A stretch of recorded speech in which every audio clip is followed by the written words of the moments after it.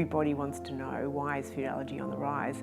And it's because we all need to eat, and people just cannot believe that some kids can't eat some foods. So it's a really fascinating question. It wasn't around 30 years ago. There must be something driving this. So we were the first in the world to describe that 1 in 10 infants have food allergy, and that's really launched a whole set of investigations all around the world. There's now thousands of people involved in trying to work out this really new problem of the modern epidemic. Well, the one thing about science is it's a discipline, and so we don't rely on someone's opinion, we don't rely on gossip. What we rely on is the data, the information that we generate to speak to us. It's not us controlling the data, it's the data telling us the story. And so we're sort of the knowledge brokers for the community, and a community which has the privilege to allow people to ask the questions that need to be asked and find the solutions for those questions. One of the most interesting observations we've made is that Asians seem to be at higher risk of food allergy.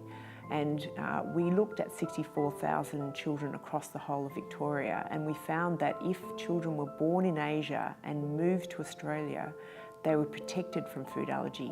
But if they were born in Australia of Asian descent, they were at 3 times higher rates of food allergy than Australian-born children. So we know Australia has something in its environment that's uncovering the risk factors that these Asian children have. I firmly believe in the next 10 to 20 years there will be a major decrease in food allergy. It might be as short as 5 years, because we're already starting to change the way we feed infants. We're changing the way that we moisturise their skin in the first few weeks and months of life.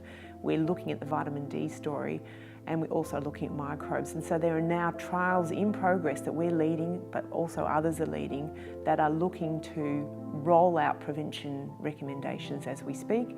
We need the trials to prove the evidence. If those trials are successful, we already will change clinical practice guidelines and public health policy, and that will start from Australia. There's absolutely no doubt in my mind that Australia is leading the way with better management, better prevention and better treatment of food allergy that the rest of the world are looking to.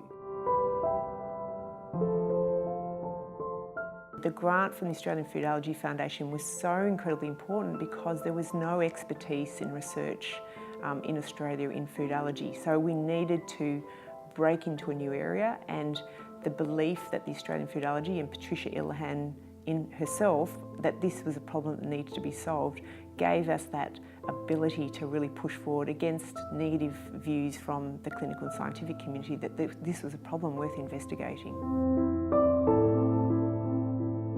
When we see a drop in food allergy, that's the start of the end. And when there's no more food allergy, that's the end. So with food allergy, it wasn't here 30 years ago, it won't be here in 30 years if we do our job properly. So yes, funding is incredibly important to finish the job.